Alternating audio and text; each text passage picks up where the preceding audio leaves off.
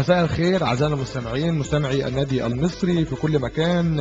تسمعونا عبر الموقع الرسمي للنادي المصري www.almisriclub.com، وتقدروا كمان يعني تتابعونا وتتابع كمان كل صورنا وتعليقاتنا وكمان مواضيعنا من خلال الفان بيج بتاعتنا على الفيسبوك المصري اف ام، سواء بالعربي او بالانجليزي. تقدروا تتابعونا كمان من خلال انستجرام ومن خلال يوتيوب.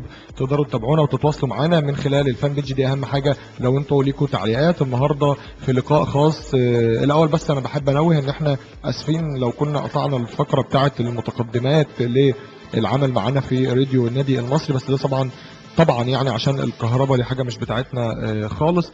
خليني النهارده اقول لكم ان احنا في لقاء خاص اللي عودناكم كل يوم يكون معانا عضو مجلس اداره من اعضاء مجلس اداره النادي المصري الجدد. يعني الفتره اللي فاتت كان النادي المصري في اطار تغيير جديد، ضخ دماء جديده من بعض من رجال اعمال بورسعيد، عدم الاعتماد على الرجل الاوحد في قياده النادي المصري. كل الناس اللي موجوده كل الناس متفائله بيهم خير. يعني الفتره اللي فاتت كانت الناس يعني بده دعم هذا المجلس رغم ان كان في بعض من العقبات نوعا ما في اعتماد القرار. ولكن خليني اقول لكم ان احنا النهارده معانا استاذ محمد الضويني عضو مجلس اداره النادي المصري. استاذ محمد مساء الخير. مساء الخير عليكم وعلى جمهور النادي المصري كله. استاذ محمد، يعني خليني في بادئ الامر اقول لحضرتك الاول يعني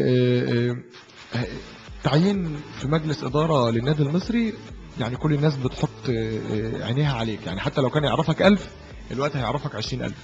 فالمقياس والتفاوت ما بين جماهير النادي المصري او بورسعيد كلها تعرف المصري، لكن ممكن يكون حد مقترب من التشجيع او مقترب من مجلس الاداره، ده بيكون يعني مش قوي. لكن بدال في حد تم تعيينه في مجلس اداره النادي المصري، اذا هو تحت الاضواء.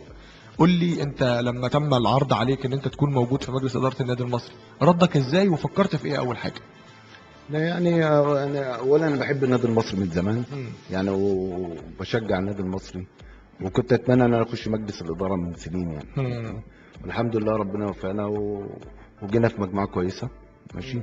ياسر يحيى والشيخ شدوى وناس كلها محترم، محمد الخولي، مش عاوز انسى حد بس، واحمد متولي ومحمد ابو عوف واحمد الشامله واستاذ محمد الملاح، ناس كلها محترمه. وعندك موجود محافظ محترم، محافظ بورسعيد استاذ اللي هو سماح هندين ماشي. فاي حد شرف لي انه يخش النادي المصري ويبقى عضو مجلس اداره في النادي المصري ماشي. طب يعني خلينا بس كده نعرض يعني سي في او سيره ذاتيه لمحمد الضويني. يعني قول لي مين محمد الضويني؟ محمد الضويني شاب عنده 38 سنه، صغير يعني ماشي. تاجر في بورسعيد ماشي، بتاجر من سنه 96 ماشي. وبرضك بتاجر في العقار ماشي، والحمد لله يعني كويس تمام. يعني فكره ان يتم الدفع برجال من ابناء المحافظه ويكونوا من يعني يمكن لو حتى حد مش عارفك شكلا او مش عارفك شخصيا، ولكن اسم محمد الضويني بيتردد يعني في بورسعيد، الناس عارفاه يعني زي شريف عبد اللطيف، زي احمد متولي، ويمكن يعني خلينا نقول احمد متولي عشان الراحل العظيم ربنا يرحمه طبعا يا رب، حاج سيد متولي. فخلينا نقول يعني ان الاسامي يعني متردده، الناس مش مستغرباها يعني. لما انا اجي ادخل النادي المصري احس ان النادي المصري يعني برضو مسؤوليه مش سهل طبعا. انا ممكن لما اجي عضو مجلس اداره النادي المصري يعني اقدم ايه؟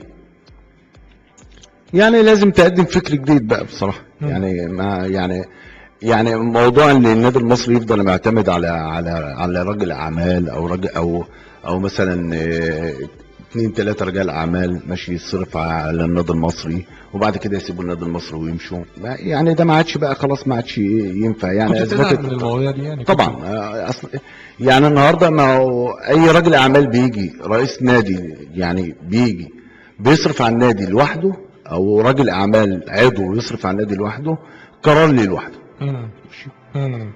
يعني قرار لي لوحده. بعدين قصدك يعني هو اللي بدل هو اللي بيصرف هو اللي يتسيد الامور طبعا يعني. ماشي. فالنادي المصري مش هيفضل على الحال ده يعني. لازم يتغير السيستم، لازم يبقى في موارد للنادي المصري بجد ماشي. فالموارد دي مش هتبقى شخص يقدر يعملها لوحده ماشي، لازم بورسعيد كلها تتكاتف ماشي عشان يحصل موارد في ايه للنادي المصري في بورسعيد. والموضوع بسيط يعني، الموضوع مش كبير قوي ماشي. معانا محافظ بورسعيدي بيحب النادي المصري ماشي، وراجل خصص قطعه ارض للنادي المصري ماشي، نادي اجتماعي دي برضك ممكن تدخل موارد للنادي المصري. ماشي. في امور كتير ممكن تدخل موارد هل انت للنادي شايف ان المصري. تخصيص قطعه الارض دي للنادي المصري ان هي ممكن يعني تكون بادره امل، ان ممكن النهارده اخد ارض مثلا في جنوب بورسعيد، اخد ارض في بورفؤاد، ولا شايف ان الاكتفاء بالارض دي مؤقتا وخلاص يعني؟ واحده واحده يعني الارض دي عاوزه مباني، وعاوزه مصروف. ماشي. وعاوزه برضك لازم تدخل اعضاء. ماشي. تكون موجوده في النادي الاجتماعي ده، وعاوزه مثلا مول تجاري في قلبها. ماشي. يعني يعني يبقى فيها مول تجاري يدخل دخل ثابت للنادي المصري. فكل الكلام ده لازم ايه، لازم يتعمل الاول. يعني واحده واحده. النهارده فكرت في النادي الاجتماعي بمول خارجي ليه؟ ماشي. يبقى في مثلا 30 محل. ماشي. 30 محل يبقى ايجارهم لصالح النادي المصري. ماشي. وعندك الاشتراكات بتاع الاعضاء بتاع النادي الاجتماعي، دخل موارد للنادي المصري برضك. كل ده مثلا، كل ده في صالح. واحده واحده ممكن برضك تدور على حاجه تانية، ممكن تدور على مشروع تاني، ممكن تعمل حاجه تانية. ماشي. تدخل موارد للنادي المصري بحيث ان النادي يعتمد على نفسه. ماشي. طب ما هل يعتمدش على اشخاص. طب ليه احنا دايما حتى لما بنتكلم مثلا يعني الناس لما شافت اعضاء مجلس اداره النادي المصري وهم الحمد لله يعني مقتدرين يعني في بورسعيد من الناس الحمد المقتدره لله. يعني، وكان يمكن استاذ شريف قال لي كلمه، استاذ شريف عبد اللطيف أيوة. قال لي كلمه حلوه قوي يعني، قال لي ما هو كده من الاخر ما الناس عارفه ان هي جايه تدفع، يعني ما هو لازم يدفعوا الاول، ما هم لازم ما هو انا لو يدفعوا. ما دفعتش اللي بره مش هيدفع. أي طبعا. هو قال لي الجمله دي كده بالنص. طبعا لو ما كانش عضو الاداره مجلس اداره النادي المصري او رئيس النادي المصري او نائب رئيس النادي المصري، ما كانش كل شخص في الاعضاء اللي موجوده يساهم في النادي المصري ويدفع. اللي بره طبعا مش هيدفع. يعني يقول لك انتوا لازمكم ايه، بتعملوا ايه. ماشي. فهو في الوقت الحالي ده لازم الاعضاء برضك كله يتكاتف مع بعضه، ولازم المرحله اللي احنا موجودين فيها دلوقتي اقل ما فيها من هنا لغايه اخر الموسم ده تعدي، لغايه ما نظهر موارد للنادي المصري. يعني انت شايف ان دي برضه يعني تكمله العثرات اللي كانت بتقابل النادي المصري، ان احنا يعني نكمل الموسم ده. طبعا. وعندك برضك النادي المصري محتاج تدعيم في كل خطوطه. يعني النهارده احنا الحمد لله عندنا 16 بونت في الوقت الحالي. ماشي. بس محتاجين برضك ايه، محتاجين تدعيم. يعني الفريق محتاج، ما احنا كان ممكن ننافس لو عندنا يعني لو الكابتن انور سلامه ماسك الفرقه من بدايه الموسم. ماشي. كان ممكن ننافس، لان هو من بعد ما الكابتن صبري المنياوي مشى والكابتن انور سلامه النتائج كلها كويسه مع النادي المصري. بس كان الناس بتتكلم يعني عن فكره او الناس انقسمت في الفتره اللي فاتت او في الفتره بدايه الدوري، كانت بتقول لا والله احنا مع استاذ كامل ابو علي ان احنا ما نلعبش ومش عايزين نلعب، وفي ناس تانية كانت مع قرار مجلس اداره النادي المصري لا نلعب ونشارك. انت شايف الوقت ده لو كنت انت موجود في مجلس اداره بمنتهى الامانه كنت هتقول ايه، نلعب ولا ما نلعبش؟ لازم نلعب. لازم نلعب. ليه بقى لازم نلعب؟ لان اصل احنا مش يعني اصل الخوف من حاجه تفضل خايف على طول. انما النهارده لازم تاخد موقف. ماشي. ان انت تلعب، وخصوصا النادي المصري ما عندوش اي خطا في اللي حصل. يعني النادي المصري ما عندوش اي خطا في اللي حصل، والمحكمه ما دانتش النادي المصري في اي شيء. ماشي.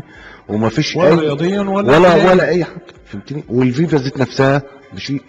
يعني احنا اعتذرنا الموسم اللي فات في ان احنا نلعب بإرادتنا. الدوري بارادتنا، انما احنا كنا ممكن نلعب. فهمتني. وانا شايف اللي المجلس السابق اخده ده موقف مظبوط. كان برضو يعني خليني اقول لحضرتك ان يعني الكلام في الوقت دوت يعني الناس شايفه ان المجلس دوت يعني كده زي ما تقول ايه، يعني رمى نفسه في الميه، يعني يا هيطب وينجى ويكمل يروح البر الثاني يا هيغرق. يعني المجلس ده كله شباب. ماشي. والشباب عامه جريء. ماشي. لا يعني انا بتكلم على استاذ ياسر واستاذ شريف. استاذ ياسر واستاذ شريف برضك، واستاذ ياسر واستاذ شريف كله شباب برضه، كله شباب. لا مش قصدي يعني بتكلم ان بقول لحضرتك ان هم يعني في الفتره دي كانت الناس بتشوف ان الناس دي يعني بتجازف قوي. لا اصل كان لازم نلعب. يعني ما هنفضل خايفين من ايه، واحنا ما عندناش خطأ. يعني النادي المصري لا يلام على اي حاجه حصلت في بورسعيد. بالنسبه لماتش النادي الاهلي والنادي المصري ما يلامش في شيء، فاحنا ما عندناش خطأ. وبعدين القضيه اللي اتصالت في بورسعيد قضيه موجوده في المحكمه. ماشي. وان شاء الله باذن الله يعني بورسعيد هتبقى ان شاء الله باذن الله كل اللي موجودين في في السجن بسبب القضيه دي ان شاء الله باذن الله كلهم يخرجوا، لان ربنا بورسعيد يفك اساسا إن شاء الله يعني ربنا يفك عنهم إن شاء بورسعيد بريئه من الموضوع ده كله ان شاء الله. طيب استاذ محمد، يعني لما بتيجي تشوف تشكيل المجلس، ويمكن يعني اكيد كان في حد بيكلم حضرتك مثلا سواء استاذ ياسر او سياده اللواء سماح قنديل، ومثلا بيرجع يكلم مثلا حد تاني وبيرجع يكلم حد تالت، ولما عرفت ان تم تشكيل المجلس بهذه الاسماء كان رد فعلك ايه؟ يعني كلها اسماء كويسه ماشي، ويعني كلهم ناس محترمين. هل انت على علاقه شخصيه بيهم؟ طبعا كلهم كلهم ناس محترمه وكلهم ناس حاجه عاوزين يعملوا حاجه للنادي المصري، وان شاء الله باذن الله يبقى اللي جاي احسن ان شاء الله باذن الله. الفترة اللي فاتت كان في كلام عن خلافات يعني بين بعض أعضاء مجلس إدارة النادي المصري اللي هم الحاليين بقى، اللي هم تم تعيينهم. ويمكن أستاذ شريف، أنا يمكن بقول لحضرتك ليه دايما بستشهد بكلام أستاذ شريف، لأن هو كان آخر حد موجود معانا يعني ضيف معانا، وكان يعني بيليه أستاذ محمد أبو عوف، ولكن يمكن كان الكلام مع أستاذ شريف لأنه عنده خلفيات أكتر، يعني يمكن هو الوحيد اللي سبقكم قبل كده أنا كان في مجلس علي فرج الله، دكتور علي فرج الله، وكان هو مع الحاج سيد متولي رحمة الله عليه، وهو استكملوا المجلس يعني. ولكن خليني اقول لحضرتك، هو قال لي كان في كلام، يعني مثلا كان حد بيجي يقول لشريف والله ياسر بيقول كذا، وحد يروح يقول لي ياسر والله ده كان في ناس بتقول كذا، شريف بيقول كذا، فبيقول لك هو مفيش اساسا مشكله، بس الكلام اللي كان بيتنقل عمل مشكله. لا هو انا الفتره اللي فاتت كلها كنت متواجد في موضوع ياسر وشريف ما كانش في اي سائل اي حد منهم ماشي، يعني الاثنين اصحاب اولا وبيشتغلوا شغله واحده ماشي، ويعني يكادوا يكون كل يوم مع بعض فهمتني، فيبقى في خلافات منين؟ الناس اللي كانت بتصطنع الخلافات ماشي. يعني انت شايف ان ما كانش في موضوع من الاساس؟ هو في انتخابات ماشي، ممكن ياسر يكون عاوز ينزل نائب ايام ما كان كامل ابو علي كان في انتخابات، شريف عاوز ينزل نائب، بس دي ما تعملش خلاف. يعني انا النهارده اما انزل قصاد اي شخص فهمتني في النادي المصري، هو ده ايه الخلاف؟ تنافس شريف بس. فهو الموضوع كده، فاي تنافس بيبقى فيه ايه؟ اقاويل كلام. انت بتطرح نفسك على الجمعيه العموميه، والله لو هم بيحبوا محمد الضويني وعايزينه ومقتنعين بفكره فانا هخش اصوت له. وعلى فكره الجمعيه العموميه واعيه، يعني هي بتدي للي يستحق. استاذ محمد، خليني اقول لك، يعني يمكن احنا لما سمعنا اسماء مجلس اداره النادي المصري بينه وبينك طمعنا، حسينا ان احنا خلاص هنبدا نقف بقى على رجلينا. يعني برضه احنا بنغير لما بنسمع اسامي مجلس اداره نادي الزمالك، بنسمع مجلس اداره النادي الاهلي، فاحنا حسينا ان احنا برضه عندنا رجالتنا بقى، يعني بالبلدي كده ان شاء الله رجالتنا في بورسعيد بداوا يتولوا زمام الامور في النادي المصري. لما انا باجي بتكلم على مجلس كله رجال اعمال، هل الفكر اللي هيكون موجود هل هو فكر ان انا اضخ فلوس وبس، ولا انا اعمل مشاريع واعمل امور اقتصاديه تساعد النادي المصري، سواء احنا وخصوصا كمان انتوا جايين بفتره تعيين يعني سنه، ممكن كمان يعني يبقى المهام كتير قوي عليكم وما تقدروش تحققوها في سنه. ايوه لا هو بصراحه لازم يتنشأ موارد للنادي المصري ماشي، يعني لازم. ايه ابرز الموارد اللي ممكن يتم نشأتها للنادي المصري اصلا؟ يعني في موقع، يعني انا بغض النظر عن النادي الاجتماعي، يعني ممكن انا استغل النادي الاجتماعي. طب ما انا كان الاستاذ ياسر فكر في ان استغلال الملعب الفرعي مثلا بوضع اعلانات عليه، بس المحزن ويعني والمخيب للامال، انا برضو عايز اخد راي حضرتك في النقطه دي، يعني ان ما فيش حد، يعني الاعلان ب 6000 جنيه ما فيش حد حتى مثلا اخذ اعلان وفكر ان هو يعمله، يعني حتى مثلا لو توكيل محل اي حاجه من دي.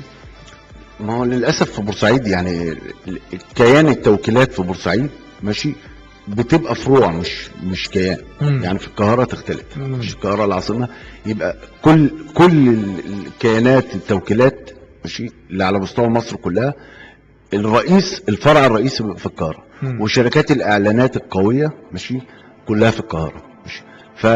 فبورسعيد بتبقى لازم تسوق، يعني عشان تعمل اعلانات لازم تديها لشركه تسويق ماشي او شركه اعلانات في القاهره، وهي اللي تبدا تسوقها كفروع هنا في بورسعيد ماشي.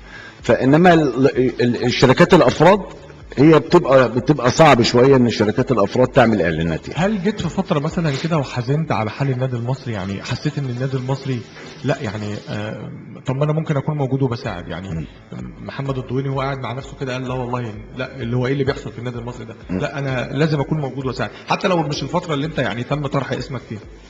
والله انا كنت موجود في النادي المصري وكان بيطلب مني اي حاجه كنت بعملها. انا بحب النادي المصري من زمان، وحضرتك تسال الناس اللي كانت موجوده قديمه يعني الحمد لله ماشي. بس الفتره اللي كان فيها يعني الله يرحمه الحاج سيد متولي كان شايل طبعا النادي كله ماشي.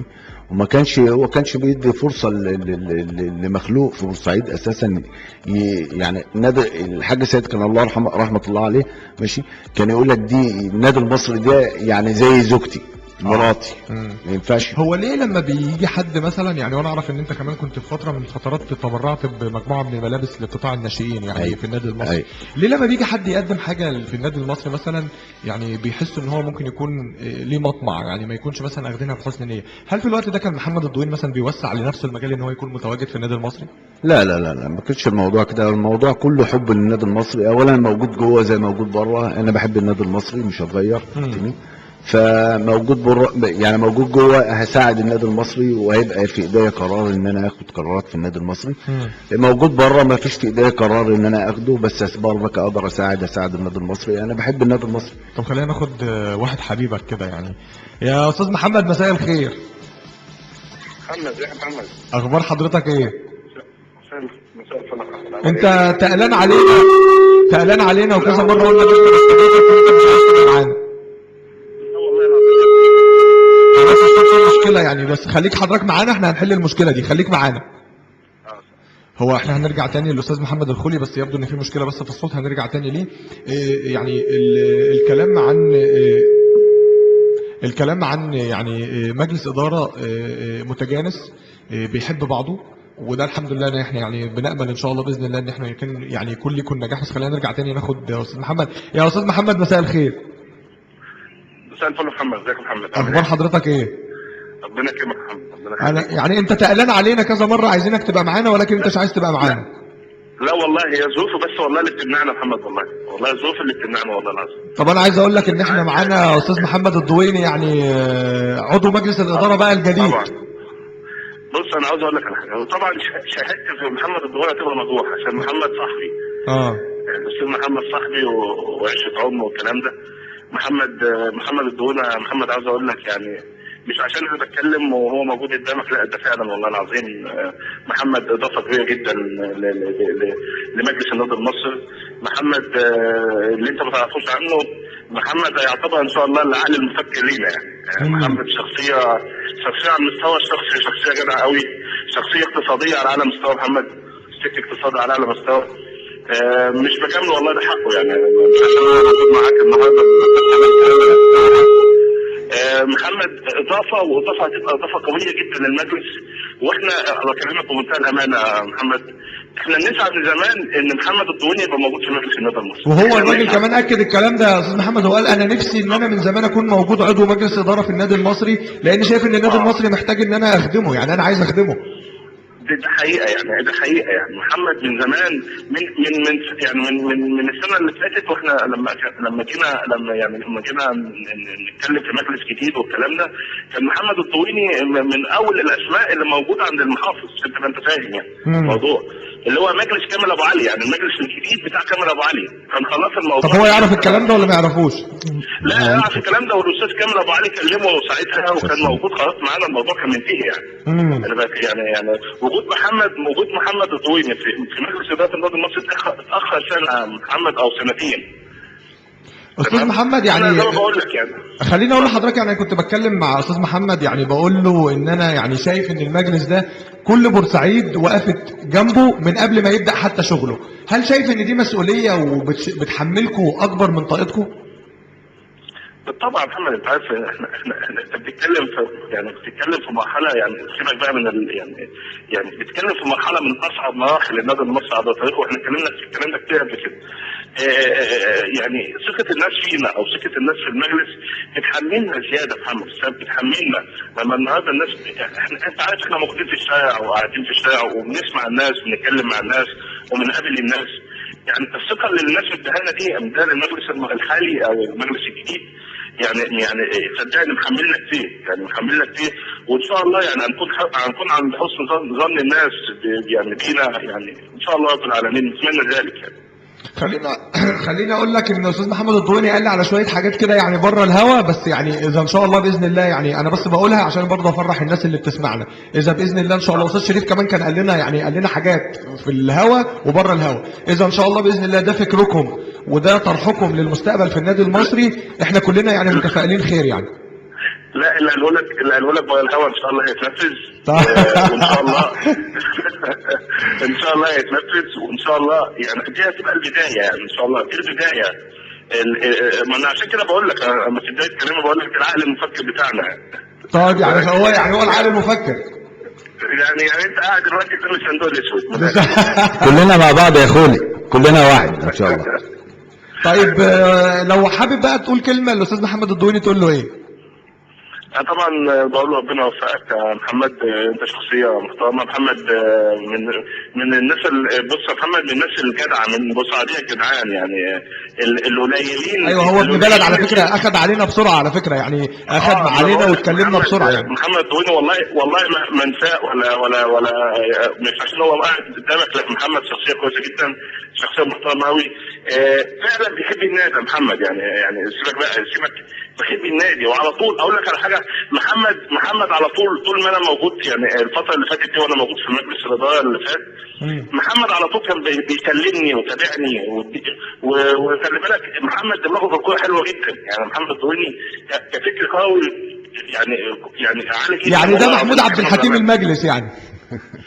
والله بكلمك بامانه والله العظيم يا محمد، يعني ربنا يوفقه ان شاء الله، ويبقى اضافه لينا ويبقى اضافه للمجلس، وان شاء الله نكون عند حسن ظنكم محمد ان شاء الله باذن الله. طب هو عايز يكلم حضرتك. شكرا يا اخوي، والله انت تخليني اعيط كده كل لا على الكلام الحلو اللي انت عمال تقوله ده.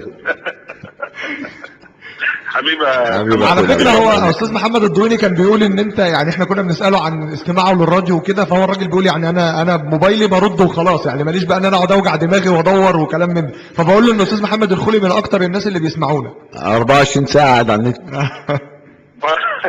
لا والله يا محمد، يعني احنا عاوز اقول لك على حاجه محمد، يعني شوف انت يعني الحاله اللي انت شايفها دي اللي موجوده بين اعضاء المجلس دي الحاله الطبيعيه، يعني احنا موجودين كلهم مع بعض، قاعدين مع بعض. جميل. وهنا بص محمد، وهنا بيجي النجاح والله. الحب بيولد نجاح. يعني انا شايف برضو، انا يمكن استاذ محمد انا عايز اقول لحضرتك على حاجه، انا يمكن بكلم استاذ محمد الضويني دلوقتي وبستشهد بكلام من كلام استاذ شريف، يعني استاذ شريف عبد اللطيف، لان انا حسيت باستاذ شريف عبد اللطيف اولا ده رقم واحد ان هو اتغير عن مجلس اداره الدكتور علي فرج الله، اتغير يعني بقى واحد تاني خالص. وكمان حسيت من كلامه ان الناس دي جايه تعمل حاجه بجد، يعني جايه بتعمل حاجه بجد، مش جايين بقى والله انا كنت حتى لسه بقول لاستاذ محمد الناس دي مقتدره، يعني الحمد لله هم جايين بقى يعني ايه يدوا للنادي. بص يا محمد مش كل حاجه الفلوس، خلي بالك يعني. لا ما انا مش قصدي كده، انا بقول ان يعني ما انا قصدي كده، ما انا بقول ان الناس دي مقتدره عشان كده يعني. هو الفكر الجديد، الفكر اللي احنا الحاجات اللي احنا بنتطلع عليها اللي قال لك عليها محمد الضويني من شويه، في احنا يعني منظومه. انا اتمنى تكون فريده من نوعها في مجالس ادارات الانديه المصريه، المنظومه الموجوده دلوقتي في الدوري المصري. انا اتمنى كده، يعني وامنيتي الشخصيه اللي احنا نحقق اللي غيرنا ما قدرش يحققه يا محمد والله العظيم. يعني انا اتمنى كده، واتمنى ان احنا نبقى يعني فعلا ايد واحده، وزي ما انا قلت لك قبل كده الكلام ده يا محمد، مجموعه الشباب الموجوده فعلا يعني حاجه تفرح يعني. هو استاذ محمد خليني يعني انا يمكن انا اعرف حضرتك على المستوى الشخصي، واعرف استاذ ياسر واستاذ شريف طبعا انا اعرفه برضه على المستوى الشخصي، ولكن انا يعني التقيت باستاذ محمد الضويني لاول مره، وكمان اتكلمت مع الاستاذ محمد ابو عوف لاول مره، وشخصيه جميله ومؤدبه جدا جدا جدا، شخصيه محترمه لابعد الحدود يعني. محمد ابو عوف مع الاحترام شخصيه مؤدبه جدا، واستاذ محمد الضويني بقى بجد ابن بلد، يعني لما تقعد بقى وتتكلم معاه هو بياخد عليك بسرعه، يعني بيتكلم على فكره كمان من قلبه بجد. زي ما انا قلت لك يا محمد، احنا في ميزه برضك يا محمد، ودي ميزه تساعدنا في الشغل، خد بالك اللي احنا اصحاب. جميل، هو قال كده فعلا يعني. طب بدل انتوا اصحاب كده قول لي كده، بدل كده اصحاب كده قول لي كلمه سر بينكم يعني وما يفهمهاش الا انتوا الاثنين. قول له الفسيخ امبارح بس. لا الفسيخ امبارح. بقول ايه؟ انا مش سامع صوت بعيد شويه. بيقول لك الفسيخ امبارح. الفسيخ؟ ده الشيخ تعبان يا عم. استاذ محمد الخولي، انا بشكر حضرتك شكرا جزيلا، وان شاء الله تشرفنا وتنورنا باذن الله ان شاء الله. توفيق يا حبيبي. ربنا يخلي حضرتك، انا بشكرك شكرا جزيلا. سلام يا حبيبي. شكرا. كان معانا استاذ محمد الخولي عضو مجلس اداره النادي المصري. الروح جميله، ويعني ويبدو ان في طبعا كلنا اصحاب طبعا. ده الخولي حبيبي يعني، من الناس المحترمه، خد بالك يعني بيحب النادي المصري قوي. والسنتين اللي فاتوا من اكتر الناس في مجلس الاداره اللي كان موجود في وجود مستر كامل ابو علي، كان هو وياسر يحيى كان بيجروا بشراسه في النادي المصري. يعني كان كل حاجه متابعينها بالخطوه ماشي. بس خلينا كمان يعني عشان هو مش موجود معانا، بس دي حاجه شهاده لله يعني. انا سمعتها من مدربين قطاع الناشئين في النادي المصري. الراجل رغم ضغوط الفريق الاول كان متابع كل حاجه، مفيش جنيه كان بيتاخر لقطاع الناشئين بصراحه. حصل. الناس كانت بتقول مرتبات يعني كابتن محمد عيد هاشم، وده شخصيه محترمه وجميله جدا وصاحب فكر فني يعني. طبعا. احنا كسبناه بصراحه في الاداره الفنيه لقطاع الناشئين. الراجل قال الراجل ما بيتاخرش بجنيه عن المرتبات. لا الاستاذ محمد الخولي بصراحه يعني من الناس اللي موجوداتها الفتره اللي فاتت في قطاع الناشئين، وانا يعني على صله بقطاع الناشئين كله على فكره يعني. مع كابتن اشرف عبد الله وكابتن محمد المنصوري ماشي، ده موجود من قبل ما اخش النادي. لا انا قصدي يبقى في فرز للاعبين كمان في الفريق الاول. طبعا ويا ريت انتوا كمان يعني ممكن ده هيوفر. لا ده احنا عندنا فرقه كمان في قطاع فرقه 95 مش 4 منتخب مصر، وفرقه كويسه قوي يعني. ان شاء الله مستقبل النادي فيها يعني. الفرقه دي ان شاء الله باذن الله 4 في منتخب مصر. تمام. طب خليني هرجع اكمل كلامي مع حضرتك عن قطاع الناشئين والفريق الاول بالنادي المصري. خلينا نطلع فاصل ونرجع نكمل كلامنا مع استاذ محمد ضويني عضو مجلس اداره النادي المصري. فاصل ونتواصل على المصري FM.